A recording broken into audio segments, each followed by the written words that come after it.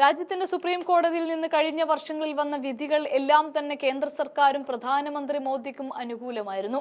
വിചിത്രമായ ഭരണ പരിഷ്കാരങ്ങൾ പോലും സുപ്രീം കോടതിയുടെ അനുമതിയോടെ BJP നടപ്പിലാക്കിയിരുന്നു. എന്നാൽ സമീപകാലങ്ങളിൽ സുപ്രീം കോടതിയിൽ നിന്ന് BJPക്കും മറ്റ് നേതാക്കന്മാർക്കും കനത്ത തിരിച്ചടിയാണ് ലഭിച്ചുകൊണ്ടിരിക്കുന്നത്. സുപ്രധാനമായ പല വിധികളും കേന്ദ്ര സർക്കാർ സുപ്രീം കോടതിയിൽ നിന്നുണ്ടാകുമ്പോൾ സംരക്ഷിക്കപ്പെടുന്നത് ജനാധിപത്യം കൂടിയാണ്. പ്രത്യേകിച്ച് ഇക്കഴിഞ്ഞ 2 ദിവസങ്ങളിലായി വന്ന 2 വിധികൾ രാജ്യത്തിന്റെ വരും ദിവസങ്ങളിൽ ഏറെ നിർണായകമായേക്കാവുന്ന വിധികളാണ് സുപ്രീം കോടതിയിൽ നിന്നുണ്ടാകുന്നത്.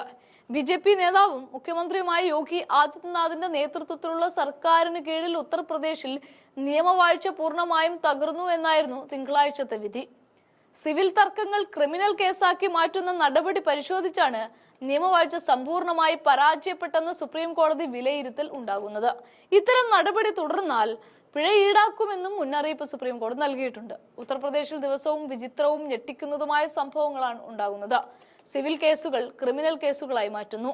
ഇത് അസംബന്ധമാണ് എന്നാണ് ചീഫ് ജസ്റ്റിസ് സഞ്ജീവ് ഖന്ന അഭിപ്രായപ്പെട്ടത്. ഉത്തർപ്രദേശിലെ അഭിഭാഷകർ സിവിൽ നിയമത്തിലെ അധികാര പരിധികൾ വിസ്മരിക്കുകയാണ് എന്നും ജസ്റ്റിസുമാരായ സഞ്ജയ് കുമാർ, KV വിശ്വനാഥൻ എന്നിവരുൾപ്പെട്ട ബെഞ്ച് നിരീക്ഷിച്ചു. വിവിധ കേസുകളിൽ പ്രതികളാകുന്നവരുടെ വസ്തുവകകൾക്കു നേരെ നടക്കുന്ന ബുൾഡോസർ രാജിനെതിരെ കഴിഞ്ഞ നവംബറിൽ സുപ്രീം കോടതി ശക്തമായ താക്കീത് നൽകിയിരുന്നു. എങ്കിലും നീതിന്യായ വ്യവസ്ഥയെ വെല്ലുവിളിച്ച് ആ നടപടി തുടരുകയാണ് ആദിത്യനാഥ് സർക്കാർ ചെയ്തത്. ഇതാണ് സുപ്രീം കോടതിയുടെ സമനില തെറ്റിച്ചതും. ഇതേ തുടർന്ന് കഴിഞ്ഞയാഴ്ച UP സർക്കാരിന്റെ ബുൾഡോസർ രാജിനെ നിശിതമായി വിമർശിച്ച സുപ്രീം കോടതി തകർക്കപ്പെട്ട വീടുകൾക്ക് നഷ്ടപരിഹാരമായി വീട്ടുടമകൾക്ക് 10 ലക്ഷം രൂപ വീതം സർക്കാർ നൽകണമെന്നും വിധിച്ചു.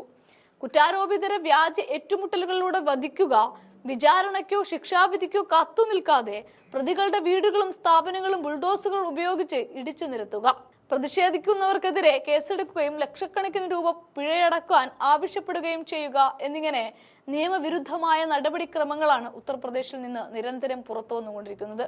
ഈ സാഹചര്യത്തിൽ തിങ്കളാഴ്ചയുണ്ടായ വിധി യോഗി ആദിത്യനാഥിന് നൽകുന്ന തിരിച്ചടി ചെറുതല്ല. ഇതിനു പുറമെ കേന്ദ്രത്തിൽ BJP സർക്കാർ അധികാരമേറ്റ ശേഷം ഗവർണർ പദവിക്ക് സംഭവിച്ചിരിക്കുന്ന നിലവാര തകർച്ചയും ജനാധിപത്യ വിരുദ്ധതയും അടിവരയിട്ടുന്ന മറ്റൊരു വിധിയാണ്. കേരളവും തമിഴ്നാടും ഉൾപ്പെടെ BJP ഇതര സർക്കാരുകൾ ഭരിക്കുന്ന എല്ലാ സംസ്ഥാനങ്ങളിലും ഗവർണർമാർ കേന്ദ്ര സർക്കാരിന്റെ ഏജന്റുമാരാണ് പ്രവർത്തിക്കുന്നത് എന്നതിന്റെ ഏറ്റവും വലിയ ഉദാഹരണമാണ് തമിഴ്നാടും കേരളവും. ബില്ലുകൾ പിടിച്ചുവെക്കുന്നതുമായി ബന്ധപ്പെട്ട് ഒരു വീറ്റോ അധികാരവും ഗവർണർക്ക് ഇല്ല എന്ന് പറഞ്ഞ സുപ്രീം കോടതി ഗവർണർഷിപ്പിനെതിരെ ശക്തമായി രംഗത്ത് വന്നത് കേന്ദ്ര സർക്കാരിന് കോടതിയിൽ നിന്നേറ്റ മറ്റൊരു തിരിച്ചടിയാണ്. 48 മണിക്കൂറിനുള്ളിൽ പരമോന്നത കോടതിയിൽ നിന്നുണ്ടായ ഈ 2 വിധികളും BJPയെ സംബന്ധിച്ച് വലിയ തിരിച്ചടിയാണ് സമ്മാനിക്കുന്നത്. അതേസമയം പ്രതിപക്ഷത്തിന് ഈ വിധികൾ നൽകുന്ന ആശ്വാസം ചെറുതല്ല എന്നും കാണാൻ സാധിക്കും.